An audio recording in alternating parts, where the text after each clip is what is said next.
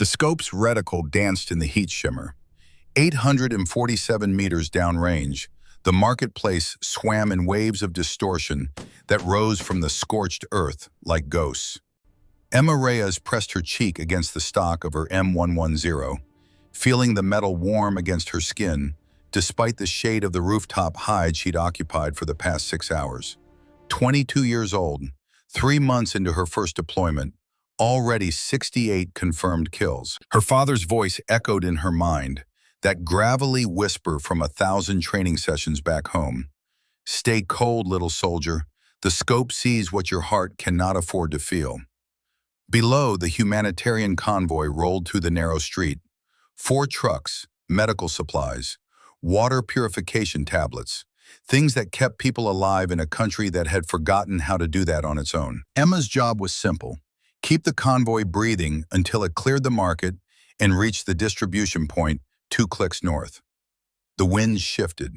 9 knots now, quartering from her 11 o'clock. She adjusted her mental calculations automatically. Temperature, 112 degrees Fahrenheit. Barometric pressure dropping. The afternoon storm would come in an hour, maybe less. The heat made the air thin, less drag on the bullet, but the mirage, God, the mirage was murder at this range. She'd compensated for everything. Elevation, 4.2 mils. Windage, 1.8 mils right. Coriolis effect at this latitude, negligible. Spin drift from the right-hand barrel, twist, 0.4 mils. Her breathing slowed to 6 breaths per minute. Heart rate, 62 beats per minute, exactly where it needed to be. The convoy reached the market center. That's when the world exploded. The first RPG streaked from a second-story window, trailing smoke like a comet. It missed the lead truck by 3 feet, detonating against a concrete wall in a shower of fragmentation and dust. The convoy stopped. Fatal mistake. You never stop in the kill zone. Emma's world contracted to the circle of her scope. Target 1, male, mid-30s, RPG reload on shoulder. Range, 863 meters. She didn't think. Her finger moved. The rifle barked. The man's head snapped back in a pink mist. Target 2, rooftop across the market, AK-47, firing down into the convoy. Range, 791 meters. The crosshairs settled on his chest. Squeeze. The figure crumpled. Target 3, alley mouth, PKM machine gun on bipod. This one was dangerous. Sustained fire capability. Range, 822 meters. She led him half a body width for movement. Fired. He went down mid-burst, the gun chattering into empty air. Target 4, doorway, RPG being aimed. Range, 847 meters. Dead center of her 0. This was the easy one. She put the shot through his left eye socket. 22 seconds, 4 targets, 4 kills. The convoy started moving again. Emma swept her scope across the marketplace, searching for additional threats. Her breathing stayed controlled. Her heart rate hadn't spiked above 68. This was what scout snipers did. This was what her father had trained her to become. Then she saw him. Target 5, male, young, maybe 16, maybe less. Impossible to tell through the scope at this distance. He stood in the street, 40 meters from the convoy, holding an AK-47 in hands that shook so badly Emma could see the tremor even at 800 meters. The rifle wasn't aimed. It hung from his grip like he'd forgotten it was there. The convoy was passing him. 20 meters, 15, 10. Emma's mind calculated the threat assessment in microseconds. Armed combatant in active engagement zone, weapon in hand, proximity to friendly forces. The rules of engagement were crystal clear. She centered the crosshairs on his chest. Through the scope's magnification, she saw his face. Not the tactical assessment of features that she'd been trained to catalog. She saw his face. The tears cutting tracks through the dust on his cheeks. The way his mouth moved, forming words she couldn't hear but could somehow understand. Please, please, please. Stay cold, little soldier.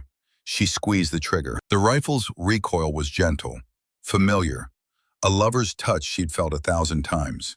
The 7.62 millimeter round flew true. Perfect wind call, perfect elevation, perfect shot. The boy dropped. The convoy cleared the market. Mission success. No American casualties. 4 enemy combatants neutralized.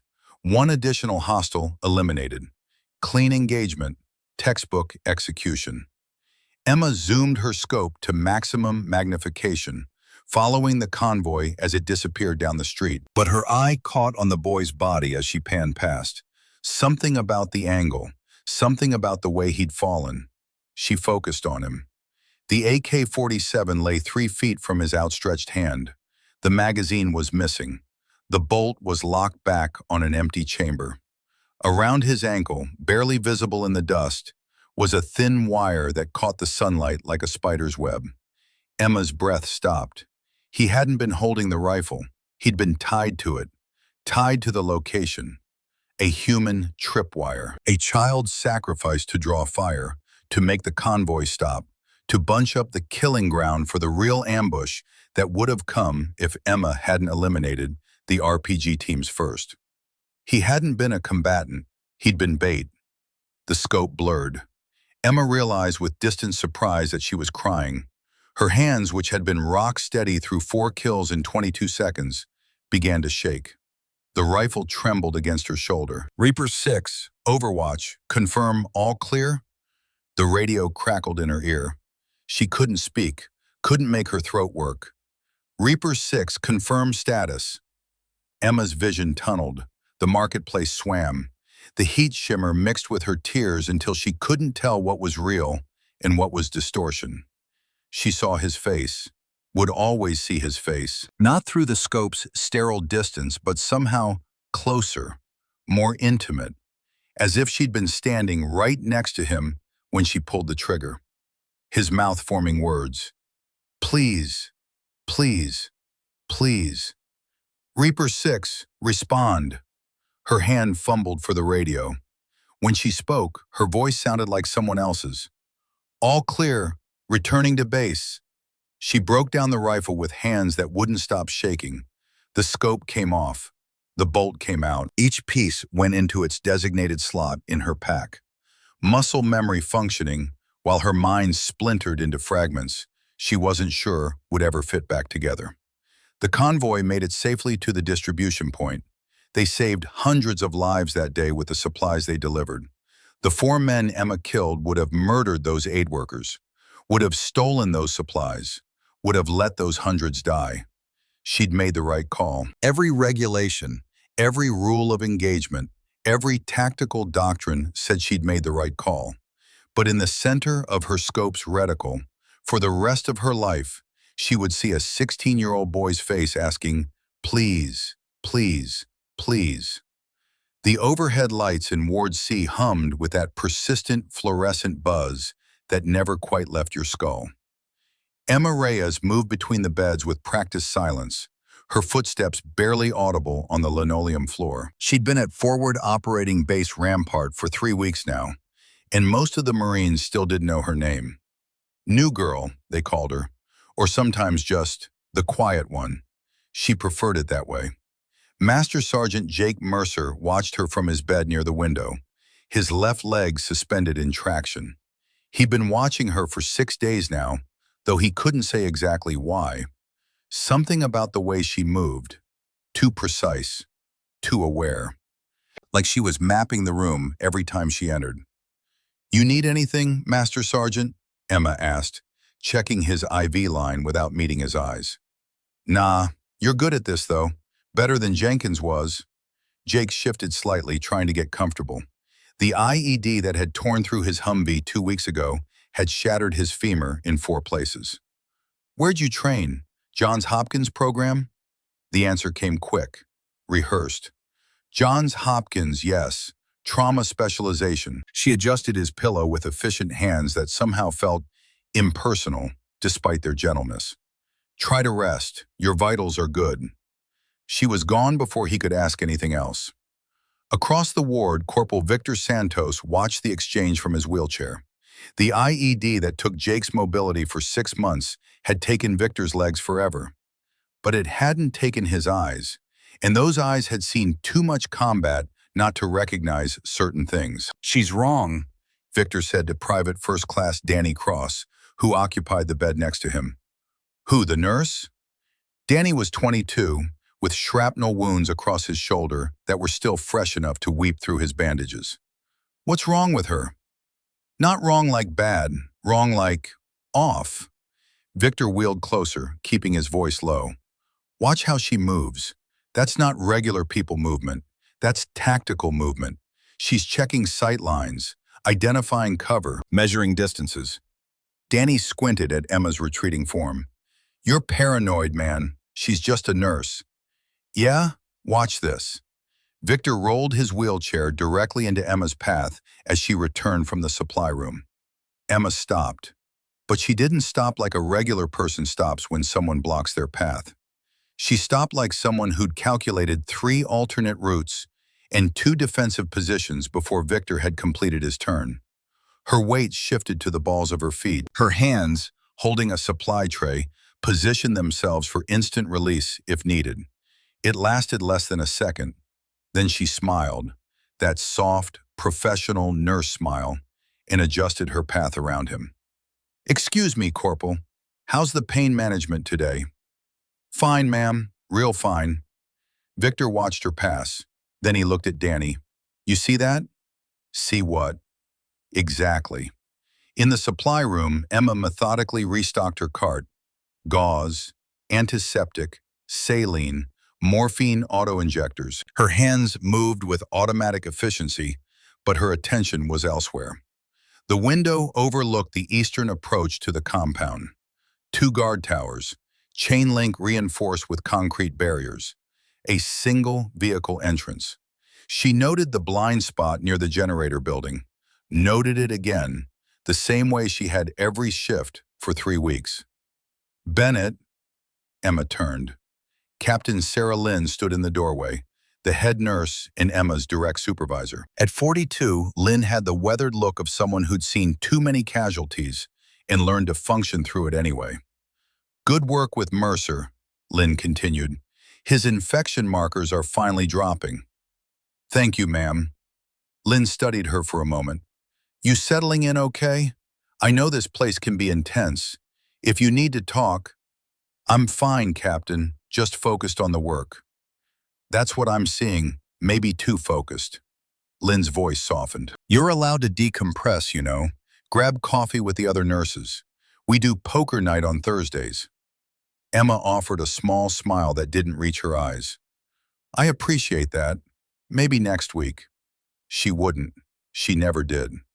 When Lynn left, Emma returned to the ward. It was 1400 hours. Through the west-facing windows, she could see the perimeter fence and the access road beyond. 300 meters of open ground. Then the rocky hillside began. Elevated positions everywhere. Good sight lines. She caught herself calculating angles and forced her attention back to the patient chart in her hands. Private First Class Cross was due for wound cleaning. She gathered her supplies and approached his bed, pulling the privacy curtain with one hand. The fabric caught on the rail, making a sound like metal scraping metal. Emma's head snapped toward the window. Danny noticed. "You okay?" "Fine. Thought I heard something." She refocused on his shoulder wound. The tissue was healing well.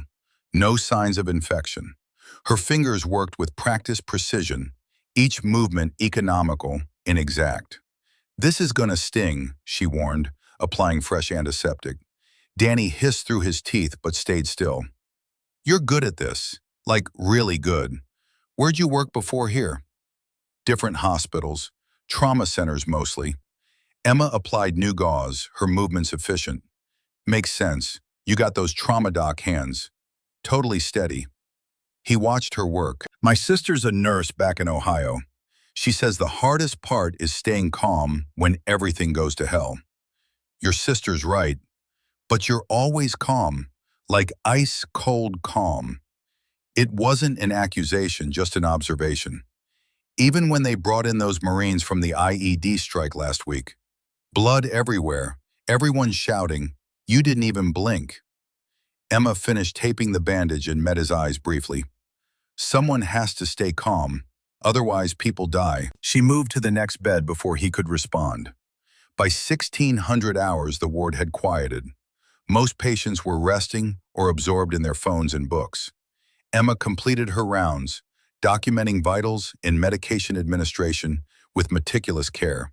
Her handwriting was small, precise, identical to her military service records from 6 years ago. Records that were sealed in a classified database she hoped nobody here would ever access. As she returned the charts to the nursing station, she overheard two orderlies talking near the break room. "I heard the patrols are reporting unusual activity. Might be getting hot again." "When isn't it hot? We're in a damn war zone." "Yeah, but this is different." Increased chatter. Command's nervous. Emma filed the information away and continued working. At shift change, she found Jake still awake, staring at the ceiling. His pain medication was due in 30 minutes, but something in his expression made her pause. "Can't sleep, Master Sergeant?" Thinking, he turned his head toward her. "You ever been in combat, Bennett?" The question landed like a fist to the sternum. Emma kept her expression neutral. "I'm a nurse." "That's not what I asked." "No," she said carefully. "I haven't been in combat." It was technically true. She'd never been in open combat. She'd been 300 meters away, watching through a scope, pulling a trigger when the calculations aligned. That was something different, something she didn't have a word for anymore. Jake seemed to accept the answer. "You got that look sometimes, that's all.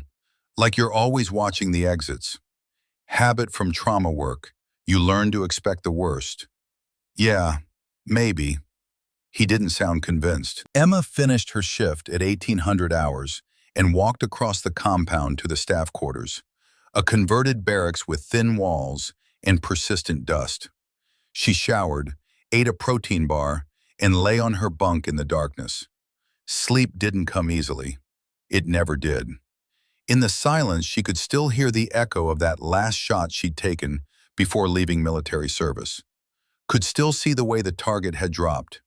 Could still feel the weight of what came after. She'd come here to heal people, to use her hands for something other than killing. But the calculations never stopped. Distance, wind, trajectory. Even now, lying in the dark, she was mapping the compound in her mind, identifying vulnerabilities, noting approaches. Old habits didn't die, they just waited. The morning briefing started at 700 sharp. Emma wasn't required to attend. Nurses typically got their updates from Captain Lynn, but she'd made it a habit to observe from the back of the room. Information was survival. Major Patterson stood at the front, pointer in hand, indicating positions on a map of the surrounding region. "Intelligence indicates increased insurgent activity in sectors 4 and 7. We've intercepted communications suggesting they're planning something, but we don't have specifics." Several officers exchanged glances. Colonel Mitchell, the base commander, stepped forward. "What's our defensive posture?" "We've doubled perimeter patrols and reinforced the checkpoints. All non-essential personnel are restricted to the compound until further notice." Patterson's jaw tightened. "But I'll be frank, this facility wasn't designed to repel a sustained assault.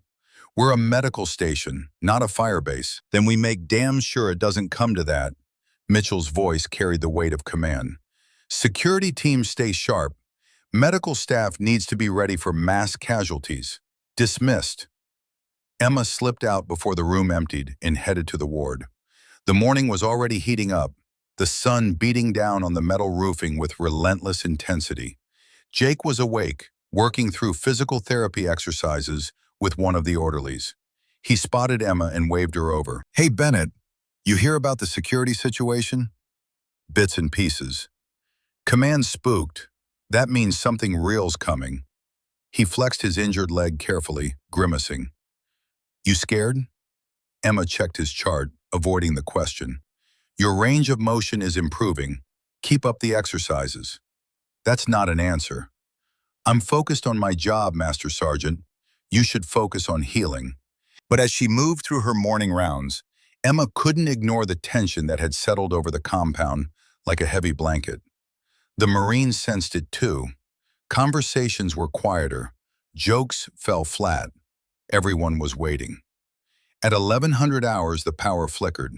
It lasted only a second, barely long enough to notice, but Emma's head snapped up immediately. The emergency generators kicked in smoothly, maintaining life support systems and essential equipment. But the brief interruption set her nerves on edge. Probably just grid instability, one of the other nurses said, but her voice wavered with uncertainty. Emma walked to the nearest window and scanned the perimeter. Everything looked normal. Guards in the towers, routine patrol patterns. But something felt wrong. She couldn't articulate what it was. Just a sensation crawling up her spine.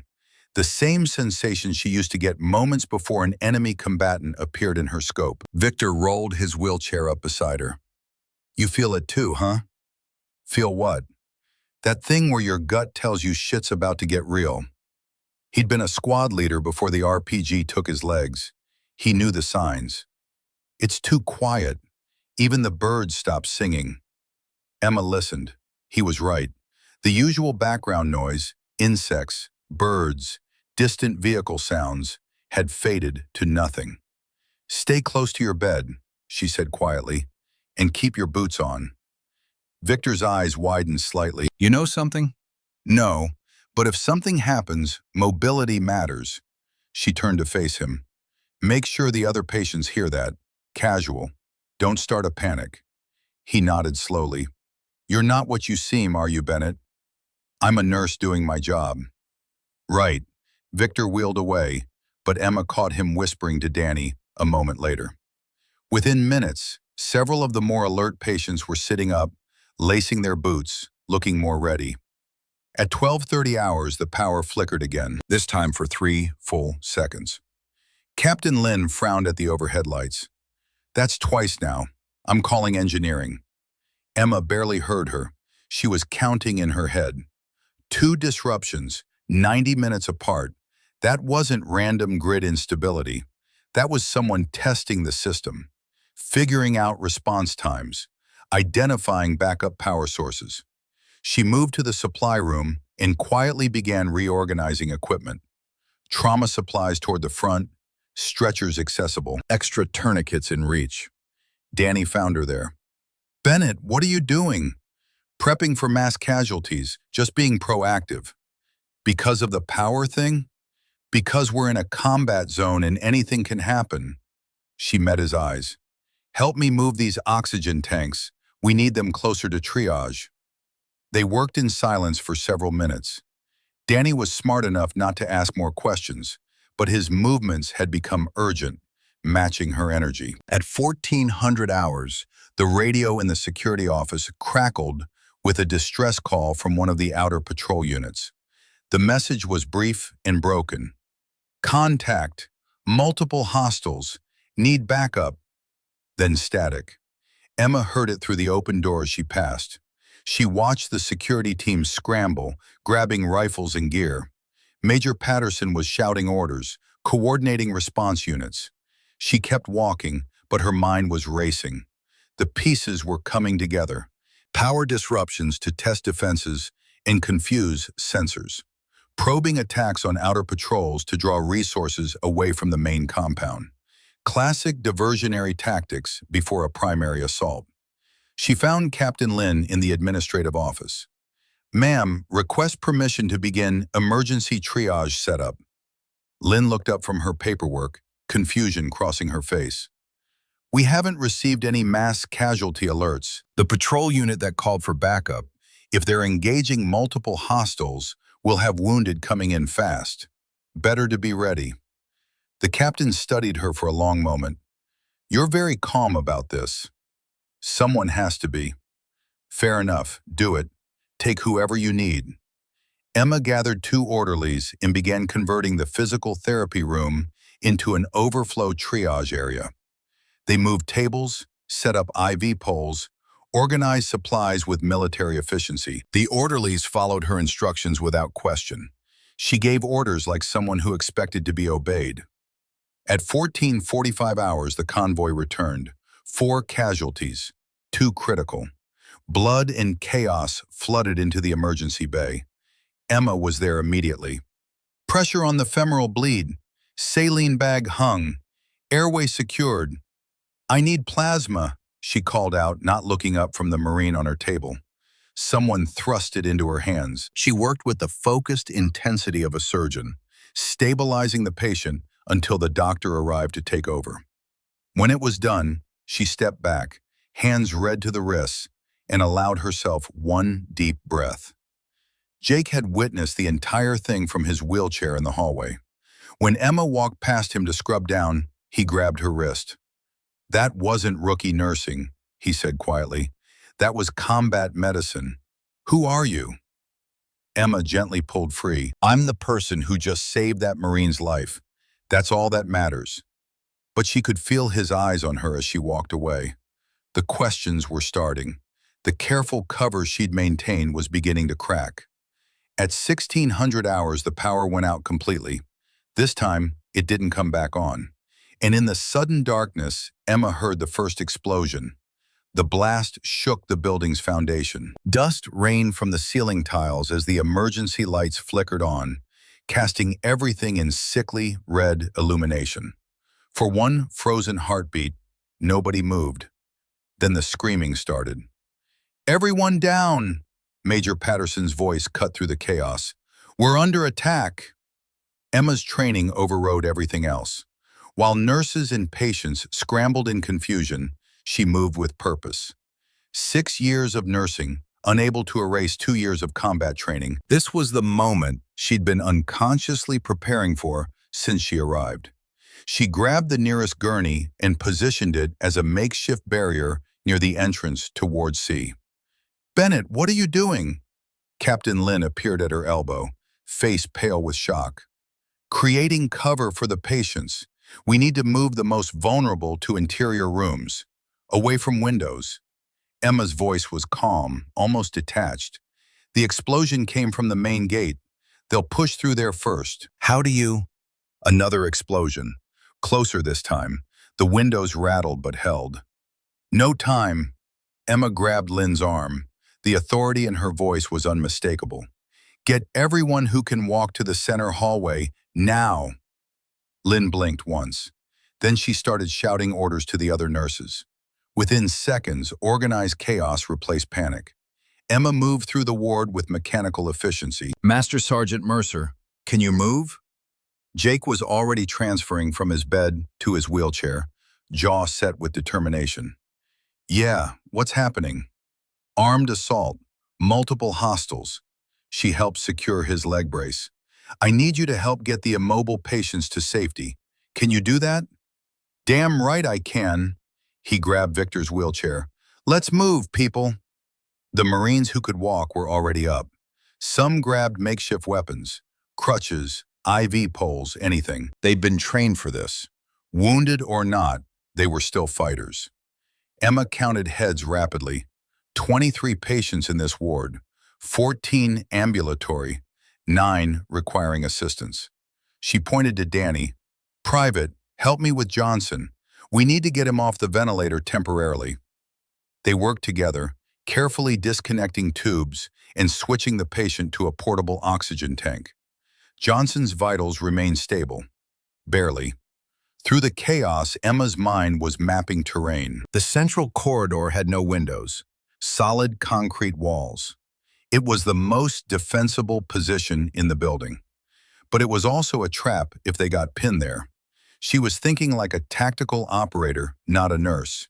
And she couldn't afford to stop. The sound of gunfire erupted outside. The staccato crack of automatic weapons mixed with deeper booms of explosives.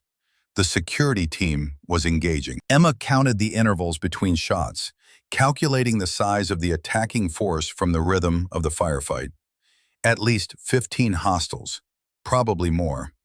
A Marine corporal rushed into the ward, rifle in hand, face streaked with dirt and blood. "They breached the perimeter. We're falling back to secondary positions. Medical personnel need to shelter in place. Where's Colonel Mitchell? Major Patterson demanded. Command post. He's coordinating the defense. The corporal's eyes swept the room. Barricade the doors. Don't let anyone in unless they give the code word.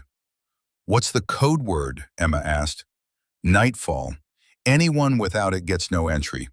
He was already moving toward the exit. Good luck. He disappeared into the smoke-filled corridor. Emma turned to Lynn. We need to secure all entry points.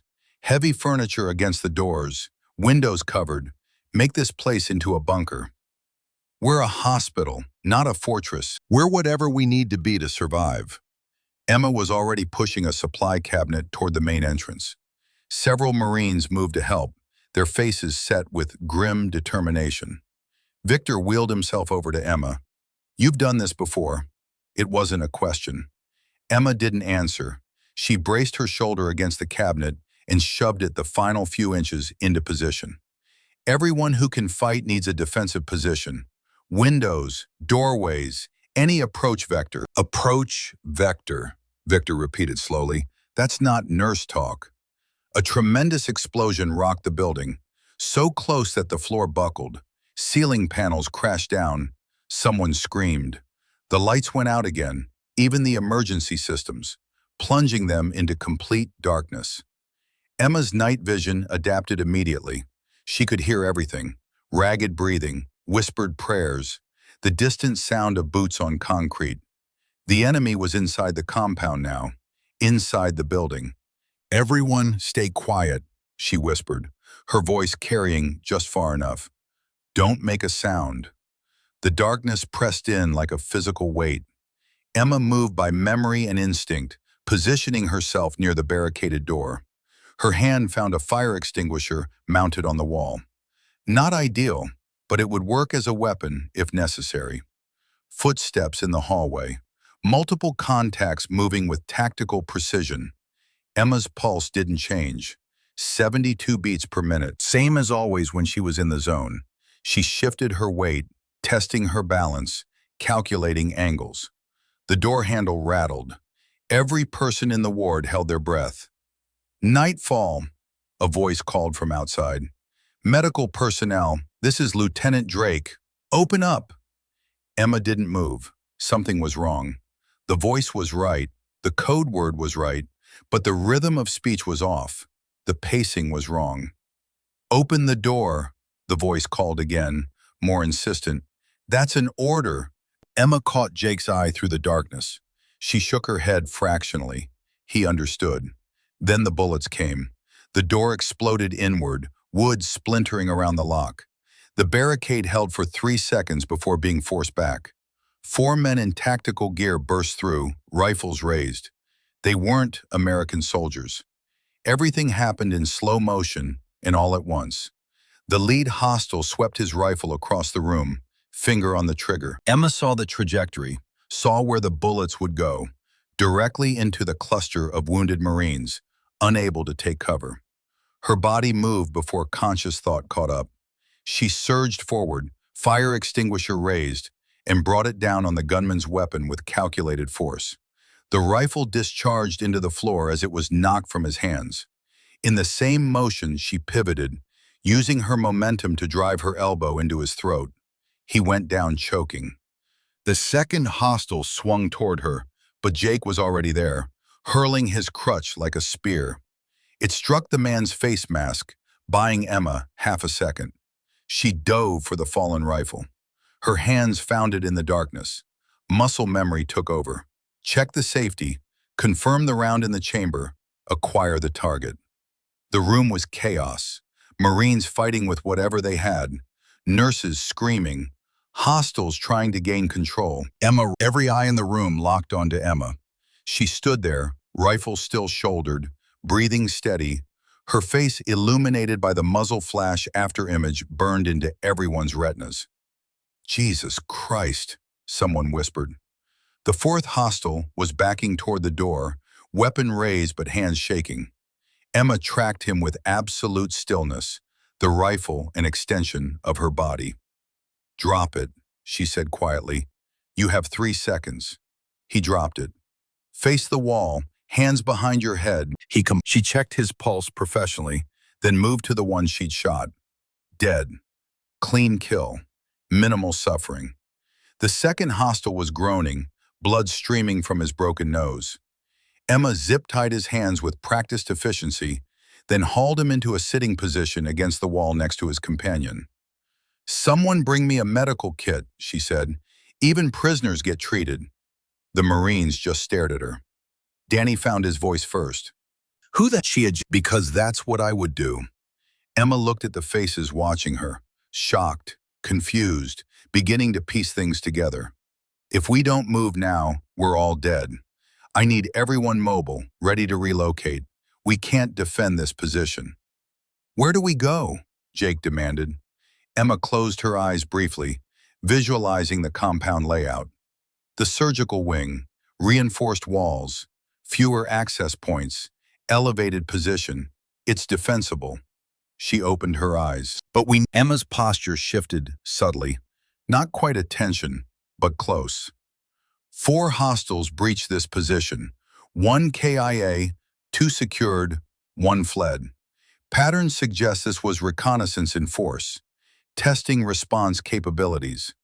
Primary assault will target command and control facilities first, then systematically clear remaining resistance. Her voice had shifted, crisp, military, stripped of all civilian softness. "Current position is untenable. Recommend." He moved the specialized programs. Danny's voice dropped lower. He said the truly scary shooters were the ones who could thread a needle through chaos, who saw patterns instead of panic. "Your point? You didn't aim. You just knew where to shoot."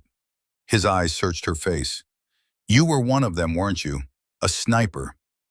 Emma strapped on a tactical vest she'd taken from one of the hostiles. It fit like she'd worn one 1,000 times before. "I'm whatever I need to be to keep you alive, Private." Now, not nearly enough if the hostiles had numbers on their side. But she'd worked with worse odds before. "Listen up," she said, her voice carrying across the room with unexpected command. "We move fast and quiet. Keep spacing tight, but not bunched. If they hit us, I want minimal casualties. Watch your sectors. Anyone falls, we recover them. Nobody gets left behind."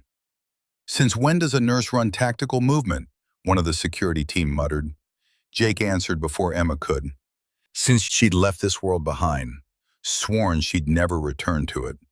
The weight of her last tour, her last mission, her last kill had been too much to carry.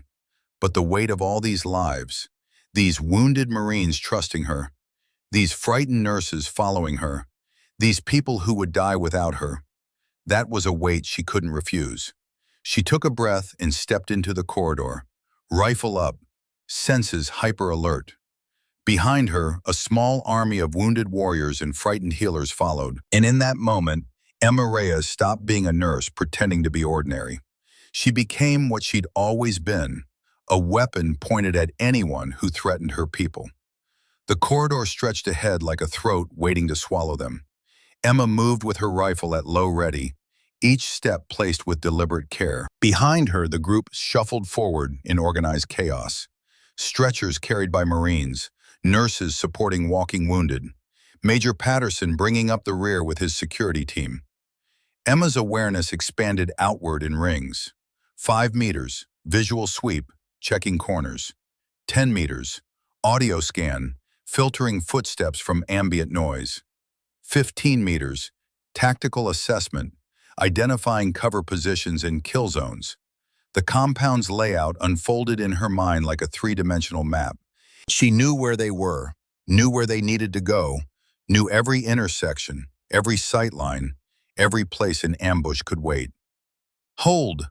She raised a fist, a military hand signal that came as naturally as breathing. Everyone froze. Emma tilted her head, listening. There, 2 floors up, the scrape of boots on concrete. She counted the rhythm. 3 men moving in tactical stack formation, heading toward the stairwell that intersected their route. "Patterson," she whispered without turning. "Hostiles converging on stairwell B. We need alternate route." "How do you—" He stopped himself. Alternate route, go.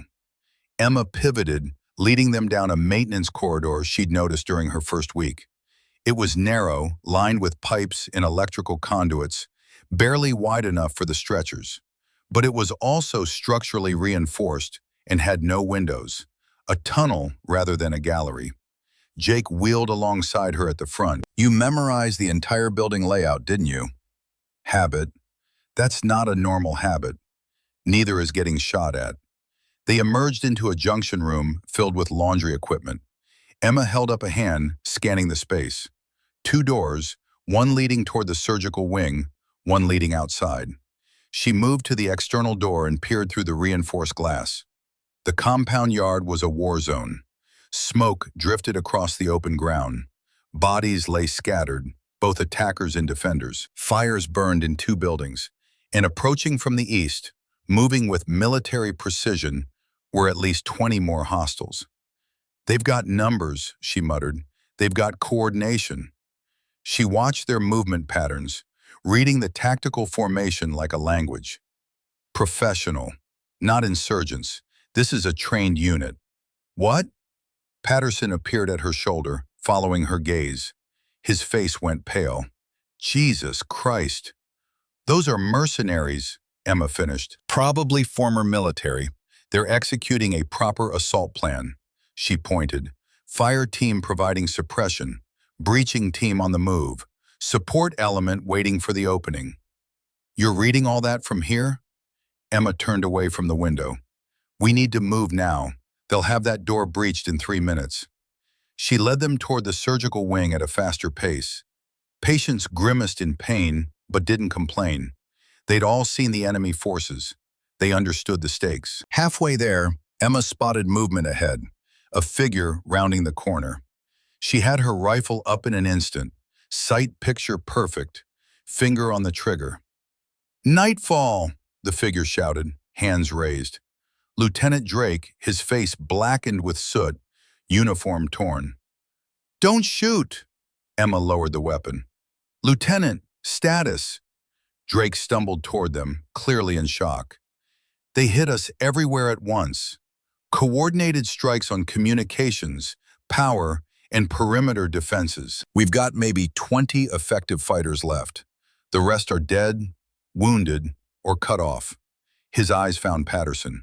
Sir, Colonel Mitchell is pinned down in the command post. He's calling for everyone to fall back to the surgical wing for a last stand. Then that's where we go. Patterson squeezed Drake's shoulder. Get yourself together, son. We need every rifle. They reached the surgical wing 5 minutes later. The heavy security doors were already barricaded from the inside. Emma had to give the code word 3 times before they'd open. The scene inside was controlled chaos. Wounded Marines lined the walls. Medical staff worked frantically to stabilize critical patients. Colonel Mitchell stood at a makeshift command center, coordinating with the remaining security forces via handheld radio. He looked up as they entered, his eyes sweeping the group, then locking onto Emma, who still carried a rifle like she was born with it. Who's in charge of this group? He asked. I am, sir, Patterson reported, but we had assistance. Mitchell's gaze settled on Emma. You're the new nurse, Bennett. Yes, sir. Patterson says you can fight. If necessary, it's necessary. Mitchell gestured to the radio. We're cut off. Air support is 30 minutes out, assuming they can get clearance to engage in this area. Reinforcements are even further. We're on our own. He studied her with the intensity of a man making a life or death calculation. Can you shoot? Emma felt every eye in the room on her, felt the weight of the question and everything it implied. If she said yes, she'd have to explain why, have to explain the 6 years she'd spent running from her past, have to face all of it. But outside these walls, armed men were coming to kill everyone she'd sworn to protect. Yes, sir, she said quietly. I can shoot. Then grab a rifle and get to the 2nd floor. We need eyes on the eastern approach. He turned back to his radio before she could respond. Emma handed her current weapon to Jake and moved toward the weapons locker. A staff sergeant was distributing ammunition. When he saw her, he hesitated. Colonel says you can fight. His skepticism was obvious. That's what he says. You know how to handle a rifle?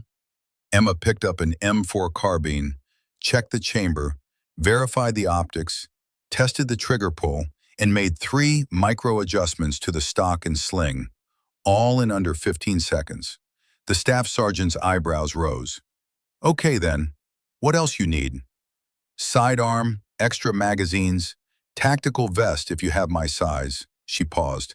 And if there's a marksman rifle in there, M110 or similar, I'll take that instead. We've got one M110, but it's for designated marksmen only. Emma met his eyes. I know. Something in her voice made him step aside. He pulled out a case and opened it, revealing a pristine M110 semi-automatic sniper system. Emma's hands trembled slightly as she lifted it, the first time her hands had shaken all day. She'd sworn she'd never touch one of these again. Danny had followed her. He watched her inspect the weapon with a kind of reverence usually reserved for religious artifacts. You really were a sniper, he said softly. Emma loaded a magazine and chambered around. I was a lot of things. She slung the rifle across her back and grabbed the extra ammunition. Now I'm the person between those men and the people in this building. How many confirmed kills do you have? The question hung in the air. Emma could have deflected, could have refused to answer. Instead, she told the truth. 73. Danny went pale. Jesus. It's not something to be proud of. Emma checked her sidearm. A standard issue M9. It's just what I was good at. Why'd you stop?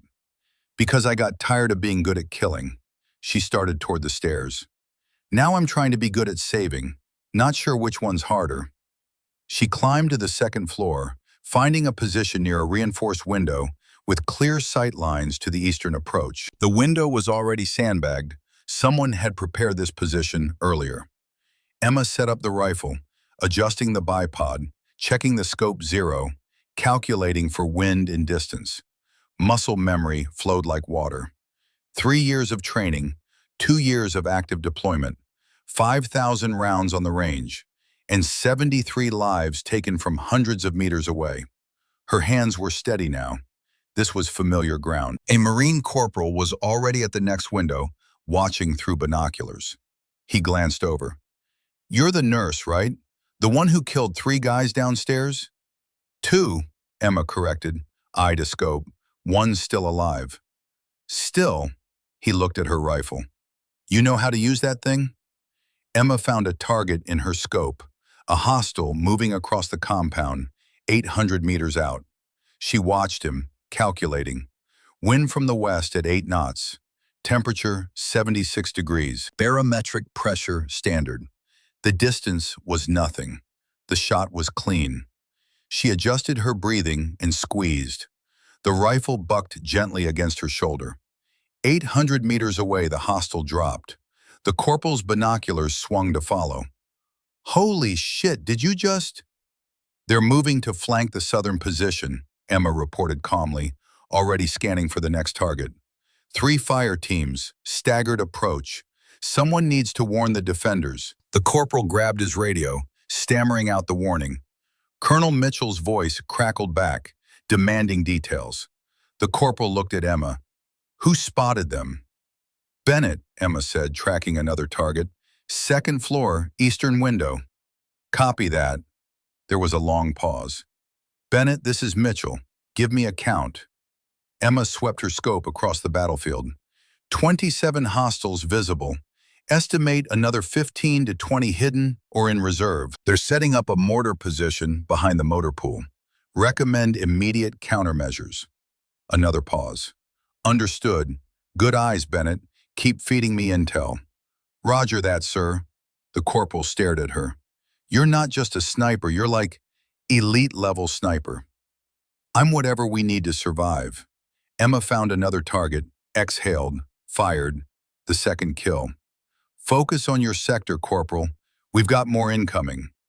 The battle developed like a deadly chess match. Emma called out positions, patterns, tactical movements while systematically eliminating high-value targets, spotters, communications personnel, anyone coordinating the assault. Her shots were precise and economical. No wasted ammunition, no missed shots. After her 8th kill, the corporal asked, "Where'd you learn to shoot like that?" Emma adjusted her scope, tracking a target behind partial cover. "Long time ago. Was it Army? Marines?" The word came out before she could stop it. "Marines." The corporal's head snapped toward her. "You're a Marine?" "Was. Different lifetime." Emma squeezed the trigger. 9 down. She ejected the spent magazine and loaded a fresh one. "Focus on your sector, Corporal. We've got more incoming." But he wasn't letting it go. "How long ago?" 6 years since I mustered out." "What was your MOS?" Emma's finger paused on the trigger. "Military occupational specialty." The question that would expose everything. She could lie, should lie, but the charade was already over, and maybe some small part of her was tired of hiding. "Scout Sniper, 0317. The corporal's eyes went wide. "You went through Scout Sniper school?" "Graduated top of my class." Emma acquired her target and fired. 10. Only woman in the program at the time. "Jesus Christ," he fumbled with his radio. "Sir, you need to hear this." "Corporal, maintain radio discipline," Emma interrupted sharply. "The colonel doesn't need my biography.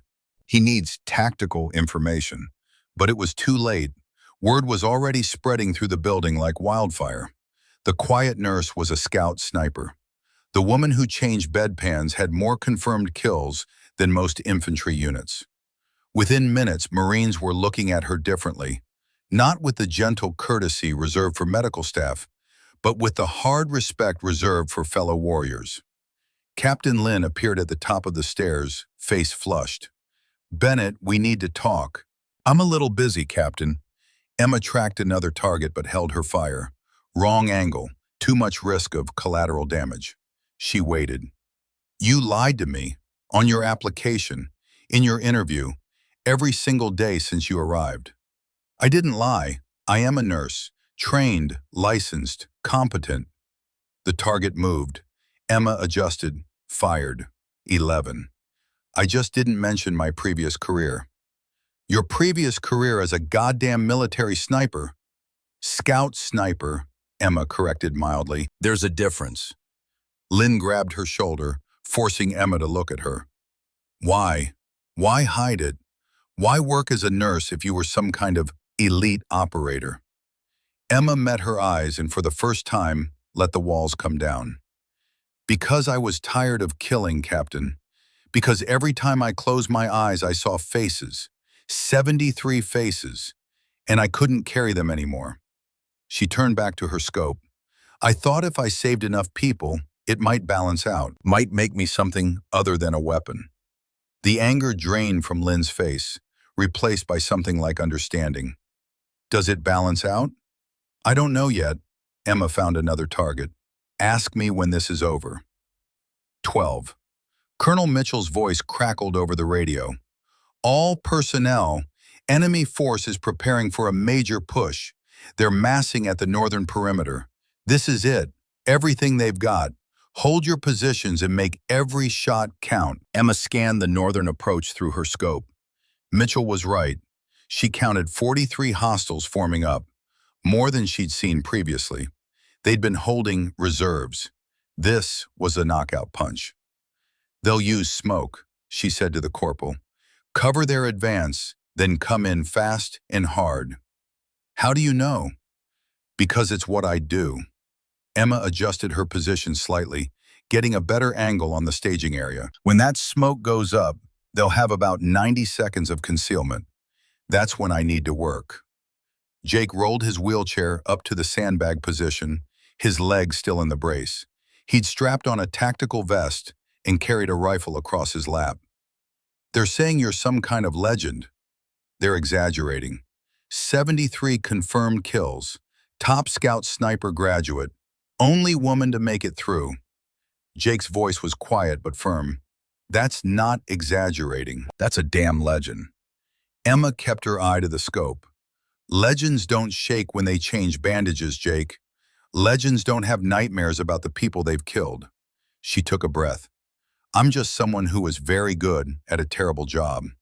Why'd you leave? The smoke grenades popped across the northern perimeter, 6 white columns erupting simultaneously. The assault was beginning. Because of Somalia. Emma's voice dropped to almost a whisper as her hands moved with machine precision, tracking targets through the smoke. My last mission. I was providing overwatch for a humanitarian convoy.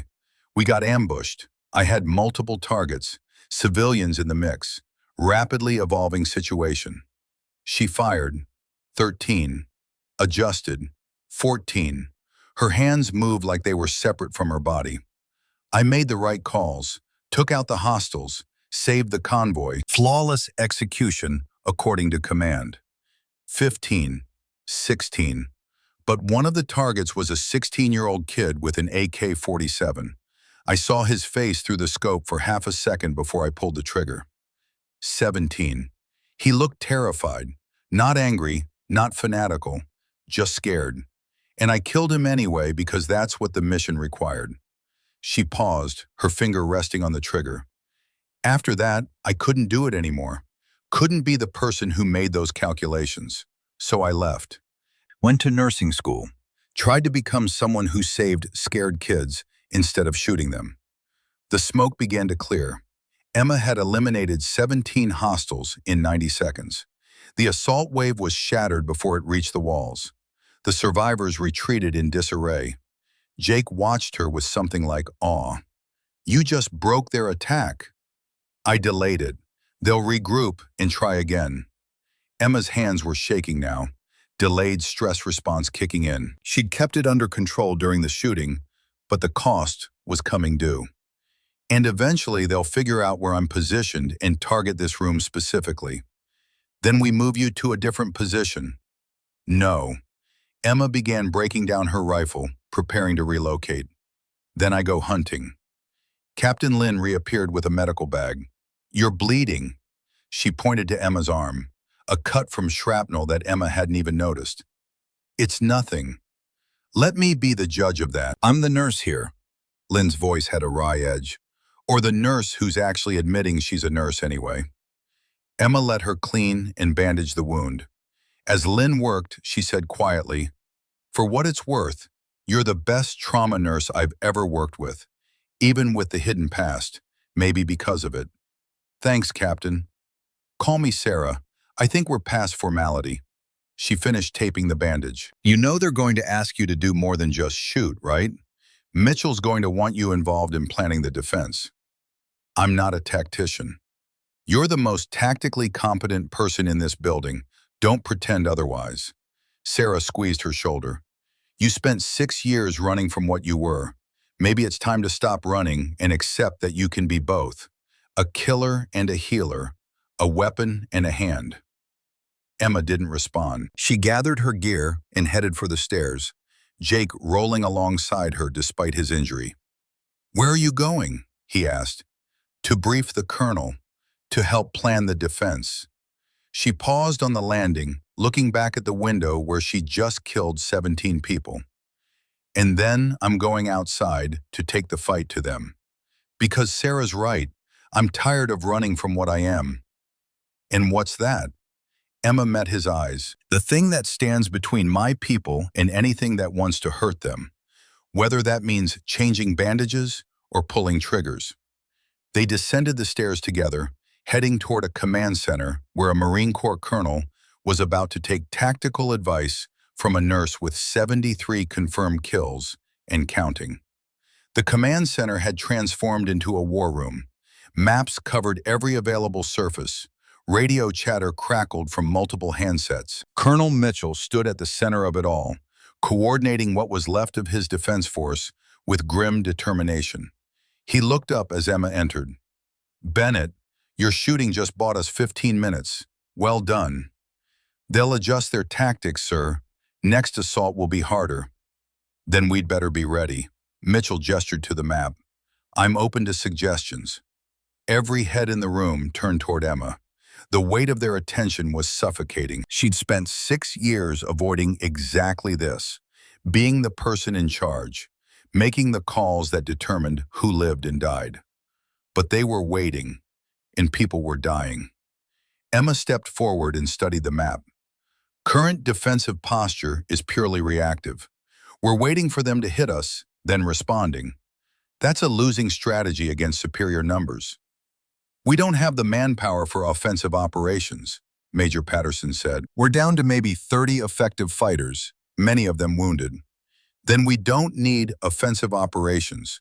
We need to make them think we have them. Emma pointed to the map. They're staging here, here, and here. 3 separate rally points. That means they're divided, expecting us to stay buttoned up. Where are you going with this? Mitchell asked. We hit their staging areas, quick strikes, disrupt their organization, make them uncertain. Emma traced routes on the map. I can take out their command element from long range, force them to waste time reorganizing, buy us the 30 minutes until air support arrives. You want to go outside the wire? Alone? Patterson looked incredulous. That's suicide. No, it's calculated risk. Emma met his eyes. I've operated in hostile territory before. I know how to move unseen, how to find positions, how to disappear. And more importantly, I can take shots they won't expect from angles they haven't covered. You'll be surrounded by hostiles with no support. I'll have support. Emma turned to Jake. Master Sergeant Mercer has radio training. He can coordinate my positions with your defensive fire. Create the illusion of multiple attackers. Jake nodded slowly. Deception through coordination. Make them think we have more people than we do. Exactly. Emma turned back to Mitchell. Sir, they're expecting a fortress defense. Let's give them a nightmare instead. Mitchell studied her for a long moment. You're really a scout sniper. Was, sir, but the training doesn't expire. Neither does the crazy, apparently. He looked at the map again, then at his watch. Air support is 28 minutes out. You think you can stay alive that long? I've survived worse odds. That's not an answer. It's the only answer I have, sir. Mitchell exhaled slowly. Do it. But Bennett, you get in trouble out there, we can't help you.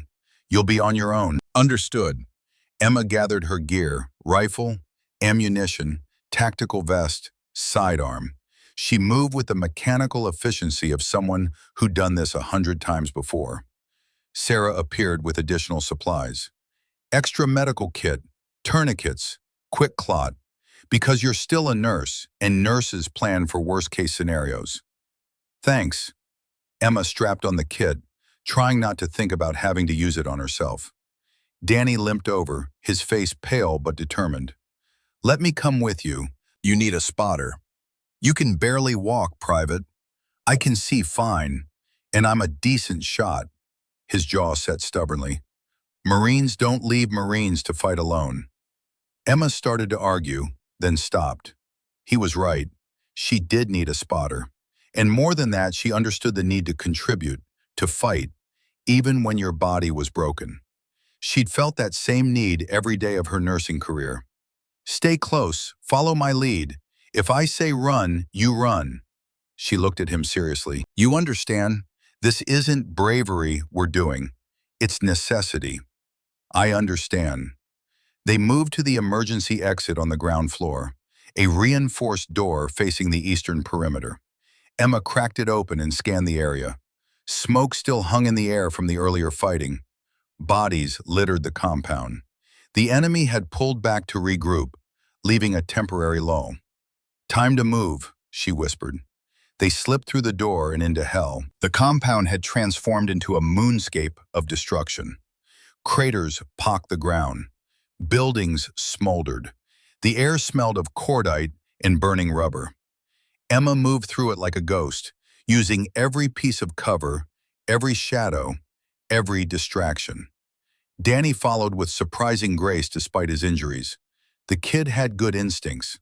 They reached the motor pool in 4 minutes, a collection of damaged vehicles that provided excellent concealment. Emma selected a position on top of a burned-out truck, giving her elevation and multiple angles of fire. "Set up here," she whispered. "Radio Jake. Tell him we're in position Alpha." Danny keyed his handheld radio, voice barely audible. "Command, this is Reaper 2. Position Alpha established." "Copy, Reaper 2," Jake's voice came back. "Standing by." Emma settled into her rifle, scanning through the scope. The enemy staging area was 600 meters north. She could see hostiles moving around, organizing equipment, treating their wounded.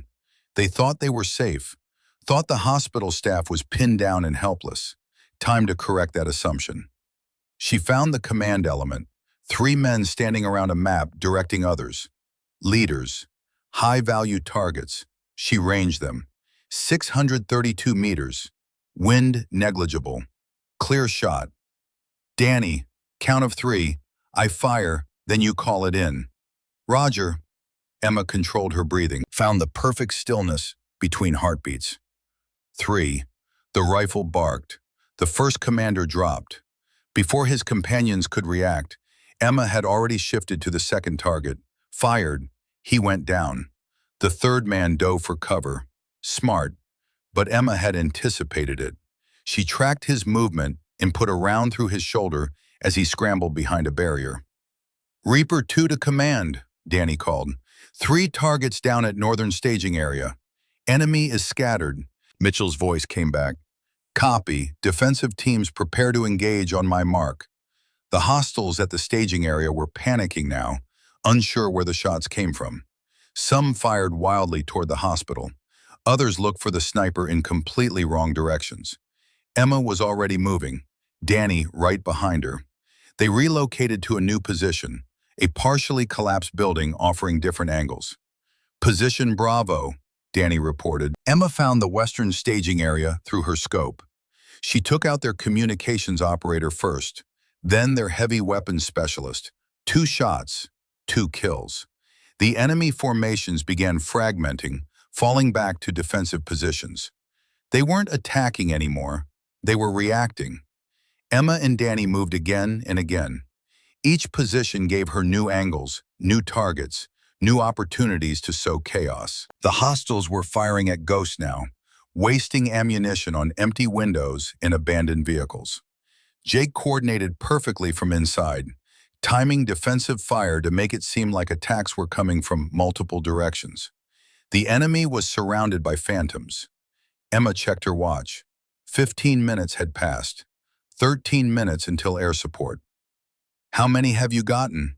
Danny asked as they took position Delta. Emma ejected a spent magazine. "I stopped counting after 20. "Jesus, you're tearing them apart." "No, I'm buying time." She loaded fresh ammunition. "There's a difference." But even as she said it, she felt the old familiar sensation creeping back. The cold focus, the mathematical certainty, the reduction of human beings into targets and trajectories. This was the part of herself she'd tried to bury, the part that was very, very good at killing. A burst of automatic fire stitched across their position. Emma and Danny dove for cover as concrete exploded around them.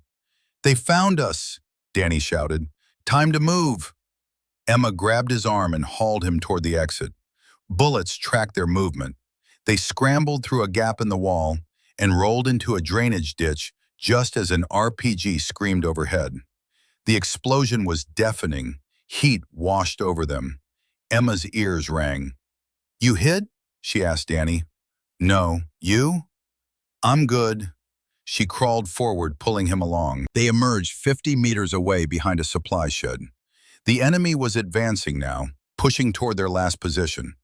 Good. Emma had led them away from the hospital. She set up the rifle again, this time at nearly 800 meters. Long distance, challenging shot, but she'd made longer. The leading hostile, clearly experienced, moving with tactical precision, stepped into her crosshairs. She adjusted for distance and wind, exhaled, squeezed. He dropped. The others scattered, suddenly realizing they'd been baited. Emma smiled grimly. Still got it. A helicopter's distinctive thump echoed across the sky. Air support, right on time. Reaper 2 to command, Danny called. "I hear birds. Confirm air support." "Confirmed," Jake responded. "Two Apache gunships, ETA 2 minutes. You need to mark your position so they don't engage you." Emma pulled out a strobe marker and activated it. The infrared beacon would be visible to the helicopter sensors. "Marked. Tell them to light them up." The Apaches came in low and fast, their weapon systems acquiring targets with ruthless efficiency. Within seconds, the compound erupted with the sound of chain guns and rockets. The enemy forces that had been hunting Emma suddenly found themselves as prey. It was over in 5 minutes. The silence that followed was profound. Emma lowered her rifle and just breathed. Danny sat beside her, staring at the devastation with wide eyes. "We did it," he whispered. "We actually did it. The helicopters did it. We just set them up."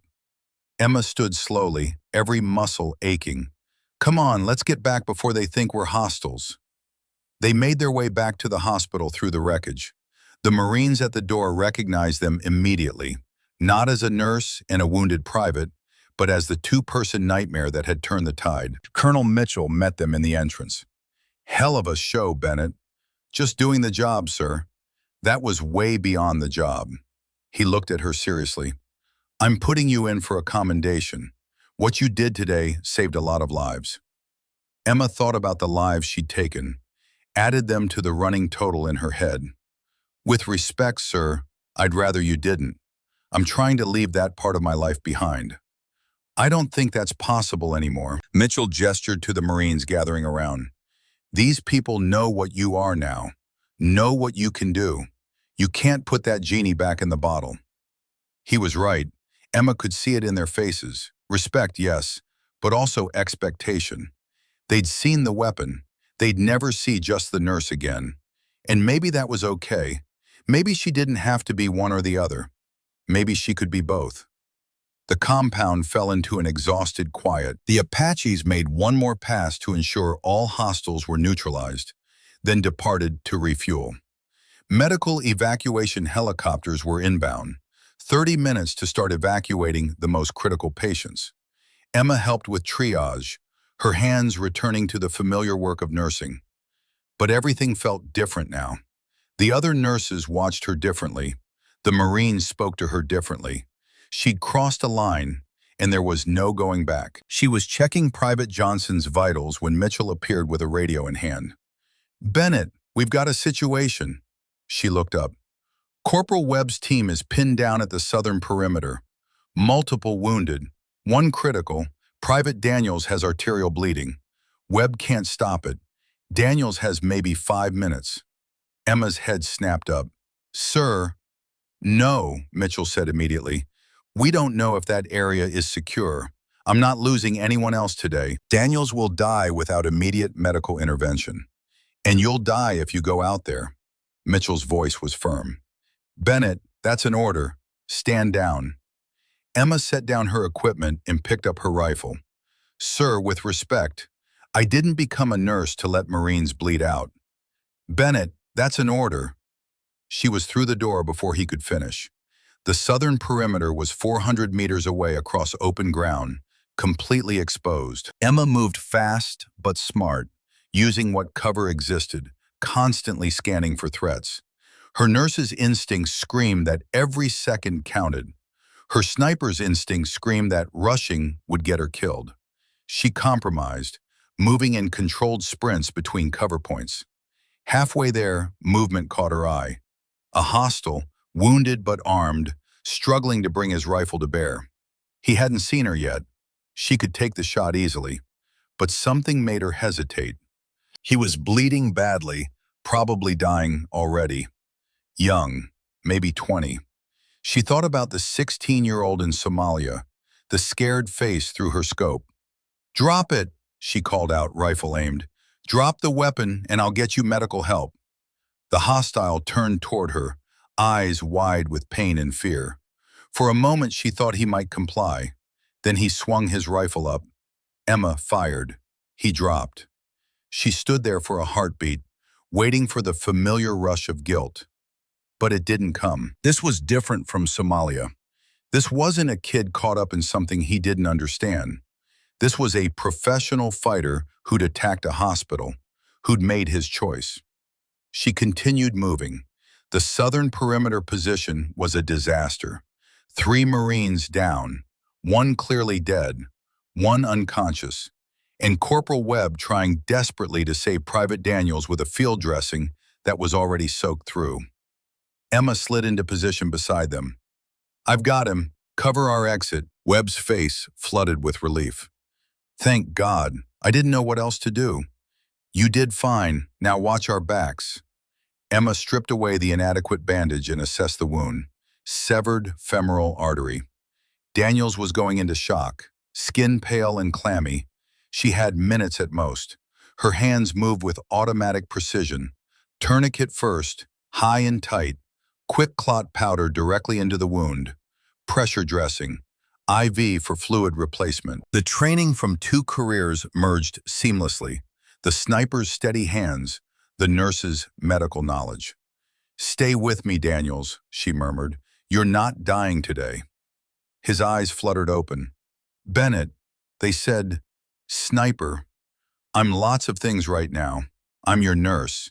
Now shut up and let me work." The bleeding slowed to a trickle. His blood pressure stabilized slightly. Not great, but survivable if they move fast. "We need to move. Can you carry Hernandez?" She indicated the unconscious Marine. "Yeah, what about Chen?" He gestured to the dead Marine. "We'll come back for him. Right now the living take priority." Emma got Daniels into a fireman's carry, grunting under the weight. Her shoulders screamed in protest. "Let's go." They started back toward the hospital, moving as fast as they could with their burdens. Emma's legs burned. Her wounded arm leaked blood through the bandage, but she kept moving. They were 50 meters from safety when Emma heard it, the distinctive sound of a heavy machine gun being racked. "Down!" she screamed. They hit the ground as bullets tore through the air where they'd been standing.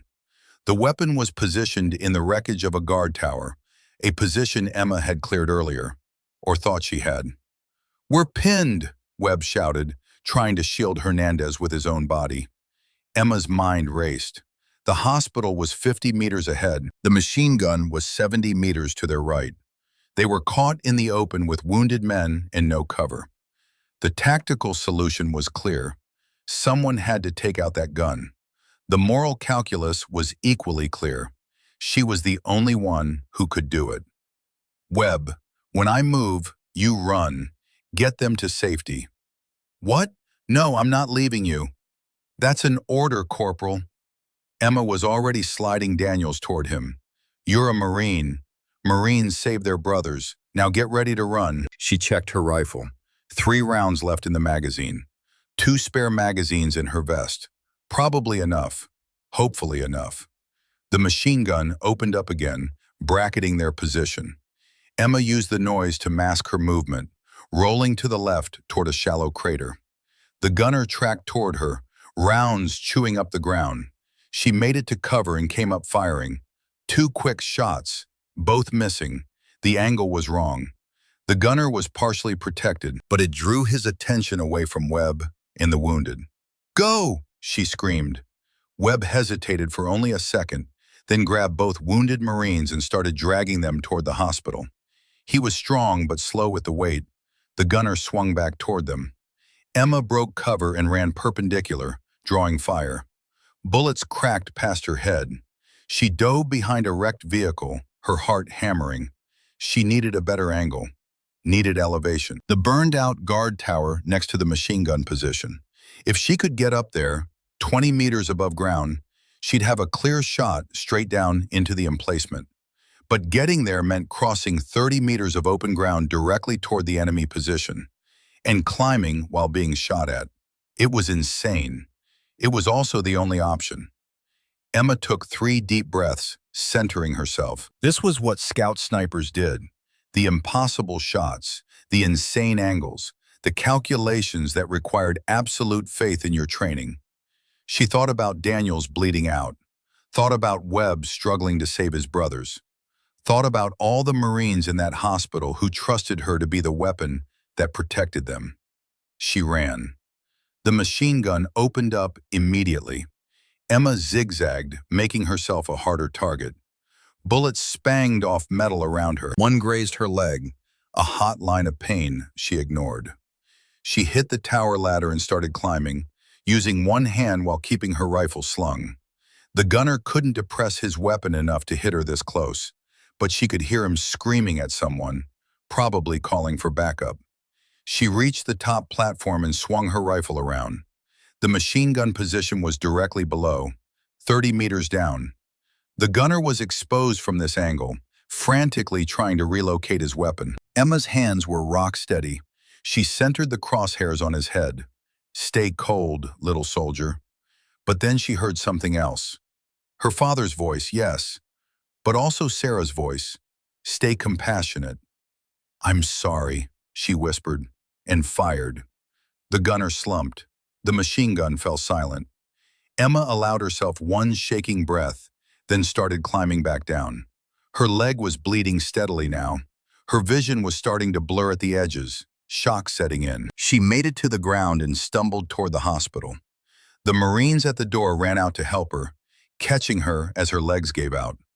"Got him," she mumbled. "Webb and the wounded. Safe?" "They're safe." Jake's face appeared above her. "Jesus, Emma, you're hit." "Just a graze." "There's a lot of blood for just a graze." Sarah was suddenly there, cutting away Emma's pant leg to expose the wound. "Missed the artery. Thank God. You're one lucky idiot, Bennett." "Unlucky would be getting hit in the artery," Emma managed. "This is just mildly unfortunate." They carried her inside. As they worked on her leg, Emma watched them bring in Private Daniels. He was alive, stable, going to make it. Worth it, she thought. Whatever it cost, it was worth it. Mitchell appeared, his face a mix of anger and respect. "You disobeyed a direct order." "Yes, sir." "You could have died out there." "But I didn't, sir." "You saved 3 lives, one who definitely would have died without you." He shook his head slowly. "I should have you court-martialed." "I'm not a Marine anymore, sir. Can't court-martial a civilian." "Technically true." He looked down at her. "But you're wrong about one thing. You'll always be a Marine. The uniform doesn't make you one. The sacrifice does." Emma didn't have a response to that. She closed her eyes, letting the exhaustion wash over her. She'd survived.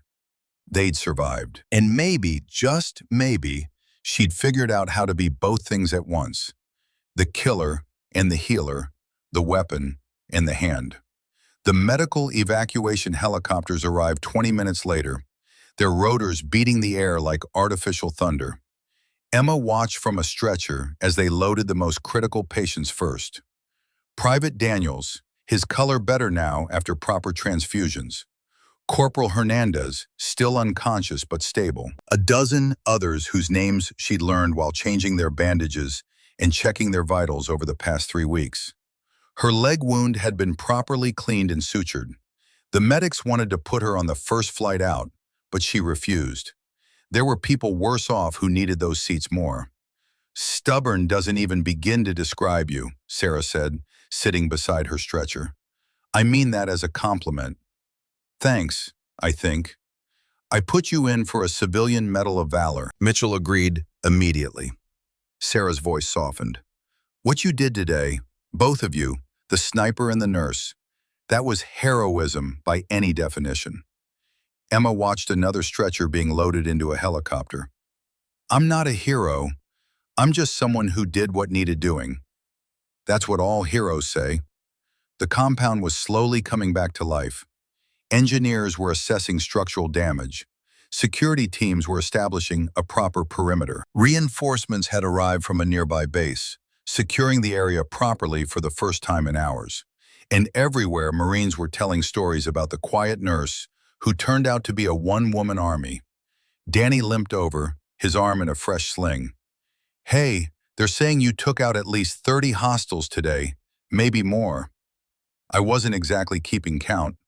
"Still," he sat down carefully, "you saved my life. You saved a lot of lives. That's the job." "No, that's way beyond the job." Danny studied her face. "You going to stay? Keep being a nurse here?" Emma looked around the compound, at the burn marks, the bullet holes, the blood stains that maintenance crews were already working to clean. I don't know. Maybe this place needs someone who can do both jobs, heal and protect.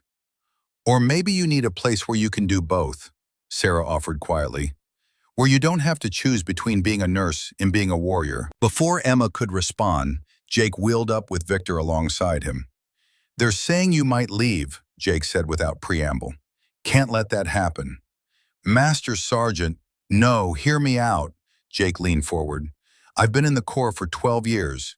I've served with hundreds of Marines, and I've never seen anyone as capable as you.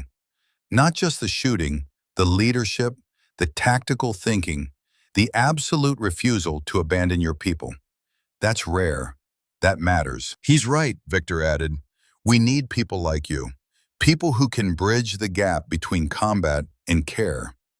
Emma felt the weight of their expectations settling on her shoulders. The same weight she'd been running from for 6 years. But somehow it felt different now. Less like a burden, more like purpose.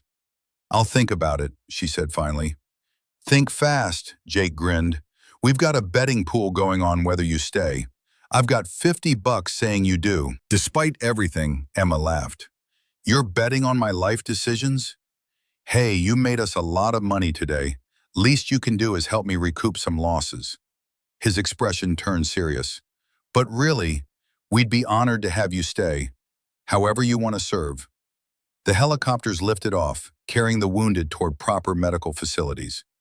Emma watched them go, thinking about the 2 careers she'd tried so hard to keep separate. The 6 years she'd spent believing she had to choose. Maybe she'd been wrong. Maybe the best version of herself wasn't nurse or sniper, but something that integrated both. A guardian who could heal the hurt and stop the harm in equal measure. Mitchell approached, his uniform still dusty from the battle. Bennett, how's the leg? I'll live, sir. Good, because I've got a proposition for you. He pulled over a crate and sat down. The Corps is developing a new program. Trauma specialists with tactical training embedded with forward units. Provide medical care but also capable of combat operations when necessary. They need people to help design the program, people with unique qualifications. Emma's eyebrows rose. You want me to help train combat medics? I want you to help create a whole new specialty. You're living proof it can work. Someone who can operate at the highest level in both combat and care. He met her eyes. You'd have to re-enlist, but you'd be doing something no one else has done, building something that could save thousands of lives. Sir, I left the Corps because you couldn't reconcile the killer with the healer. I get it. Mitchell's voice was gentle. But today you proved they're not opposites. They're 2 sides of the same thing, protection. And maybe it's time to stop running from what you are and start helping others become it too. Emma sat with that for a long moment. Around her, Marines were rebuilding, repairing, preparing for whatever came next. They'd survive because people refused to give up, refused to stop fighting for each other. She'd spent 6 years trying to atone for the lives she'd taken. Maybe the real atonement was using every skill she had, all of them, to protect life. I'd need to finish my commitment here first, she said slowly, and I'd need guarantees about the program's mission. I won't train people to be killers, only guardians. Mitchell smiled. Deal. You stay here for 6 months, help us rebuild the medical program, and train the staff in tactical awareness. Then we'll bring you to Quantico and let you build something new. He extended his hand. Emma looked at it, thinking about all the hands she'd held, wounded Marines trusting her to save them, dying enemies she'd watched through a scope, patients she'd comforted through the night. She'd spent 6 years trying to be just one thing. Maybe it was time to embrace being complicated. She shook his hand. Okay, sir, let's build something good. The screen faded to black. White text appeared. 18 months later, Marine Corps Base, Quantico, Virginia. The image faded in on a classroom. 32 students in fatigues sat at attention. 18 men, 14 women, all combat medics and nurses from various branches. At the front of the room stood Captain Emma Reyes, her uniform crisp, Scout sniper tab gleaming on her shoulder alongside her nursing credentials. Behind her, a whiteboard covered with tactical diagrams competed for space with anatomical charts. The average combat medic focuses on stabilization, Emma said, her voice carrying the quiet authority of someone who'd earned every word. You learn to stop bleeding, manage airways, treat shock. But in a forward operating environment, you need additional skills. You need to be able to operate under fire, need to understand tactical movement, defensive positions, threat assessment. She clicked to the next slide, a photo from the attack at FOB Rampart. When this facility was attacked, we had excellent medics, but they weren't prepared to function as both healers and defenders. Today, you will be. Emma's eyes swept the group. You will learn to read terrain like a sniper, move like infantry, and save lives like surgeons. Because in forward positions, you're not just medics. You're the last line of defense for the wounded who can't defend themselves. A hand went up. Ma'am, some people are saying this program is teaching us to be killers first, healers second. How do you respond to that? Emma had expected this question, had been asked it a dozen times by visiting officers, by medical ethics boards, by other nurses who didn't understand. You're being taught to be guardians, she said firmly. The Hippocratic Oath says, first, do no harm. But in combat, harm comes regardless of what we want, so we make a choice. Do we stand by helplessly while our patients die, or do we develop the skills to protect them? She pulled up her sleeve, showing the scar from where she'd been shot during the attack. I got this saving a Marine who was bleeding out. The hostile who shot me was trying to kill my patient. I stopped him, and I'd do it again without hesitation, because my oath to preserve life doesn't end when violence begins. It means I fight harder. The class was silent, absorbing this. You'll never be asked to kill, Emma continued, but you will be trained to have the option if every other choice is exhausted. Just like carrying a tourniquet doesn't make you want to see amputations, carrying tactical skills doesn't make you want to use them. It just means you're prepared. She moved to practical exercises, teaching them to scan terrain while treating wounds, to identify defensive positions while moving casualties, to maintain medical discipline under the stress of incoming fire. Danny was her assistant instructor now. His shoulder healed and his marksmanship improved dramatically. He demonstrated a one-handed patient carry while maintaining situational awareness. The other medics watched with respect. They all knew the story of how he'd helped Emma during the attack. After class, Emma found Jake in the physical therapy room, working through exercises with a prosthetic leg. His injury hadn't healed enough for the prosthetic initially, but 18 months of work had gotten him here. How's it going, Master Sergeant? Slow, frustrating, necessary. He wiped sweat from his forehead. Doc says I'll be walking without assistance in another month. Maybe back to light duty in 6. You'll get there. Emma sat down beside him. I heard you put in for a training instructor position. Yeah, figured if I can't be out there fighting, I can help train the ones who will be. He grinned. Plus, someone needs to tell the rookies stories about the legendary sniper nurse who saved FOB Rampart. I wish people would stop calling me that. Too late. You're a legend now. Deal with it. His expression turned serious. But really, what you're building here, this program, it matters. I've talked to guys from other forward bases. They all want what we have now, medical staff who can hold the line. It's not about holding lines. It's about having options. Emma watched the physical therapist work, remembering all the patients she'd guided through this same process. The attack taught me that you can't be effective if you're only prepared for one scenario.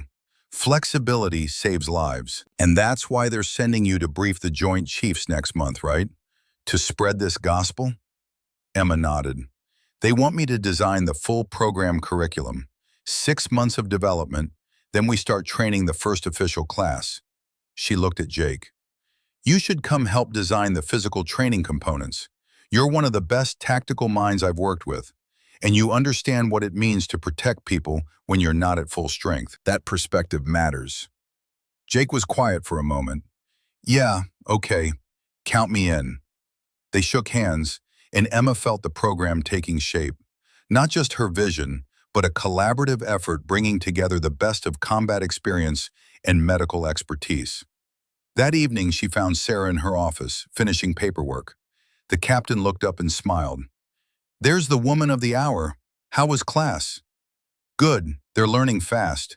Emma dropped into a chair. Sarah, I want to ask you something. When we go to Quantico to build this program, I need a senior medical advisor. Someone who understands both clinical excellence and tactical reality. You interested?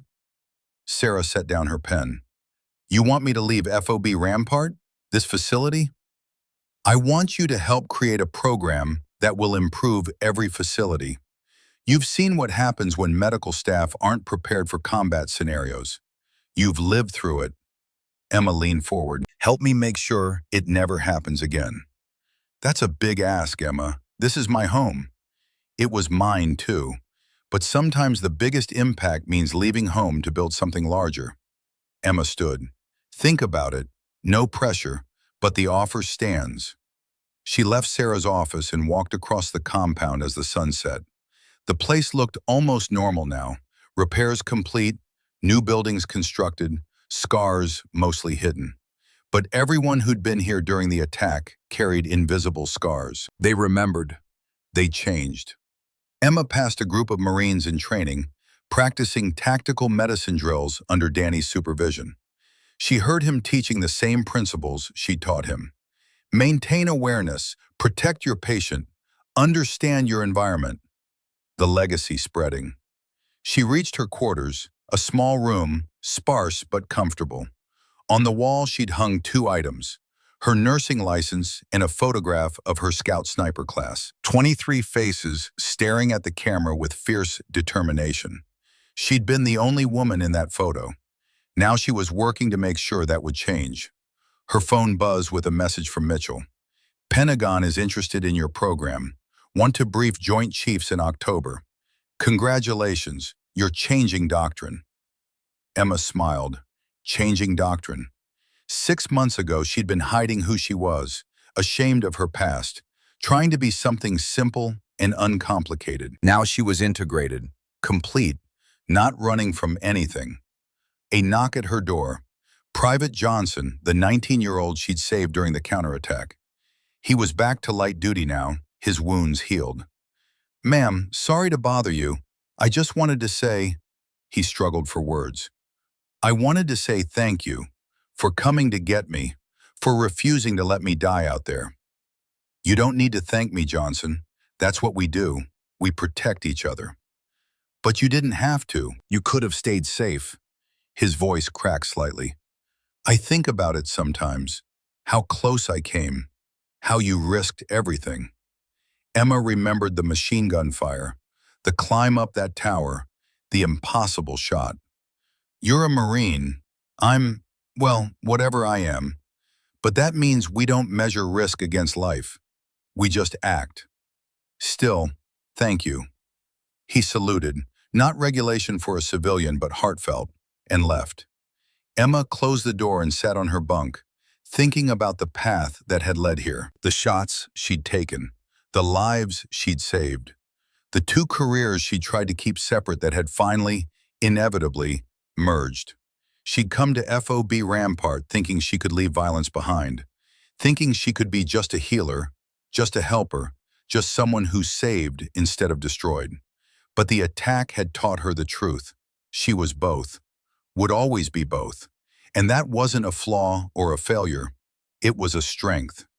The sniper nurse, the guardian, the warrior healer. She'd stopped running from the labels. Now she was creating new ones, building a legacy that would outlast any individual mission or moment.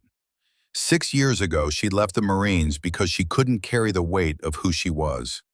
Now she carried it differently, not as burden, but as purpose, not as shame, but as strength. Emma Reyes lay back on her bunk, letting exhaustion wash over her. Tomorrow would bring new challenges, new training, new opportunities to build something meaningful. But tonight, she could rest. The quiet nurse had become a legend. And legends, she was learning, weren't about being perfect. They were about being present when it mattered. About refusing to give up on the people who needed you. About being willing to be complicated. Outside her window, the compound settled into night. Guard towers manned, security patrols walking their routes, medical staff ready for whatever casualties tomorrow might bring. And sleeping in the small room at the heart of it all, a woman who'd learned that the hardest battles aren't between good and evil, but between the different parts of ourselves. Emma Reyes had won that battle, had integrated the warrior and the healer into something new.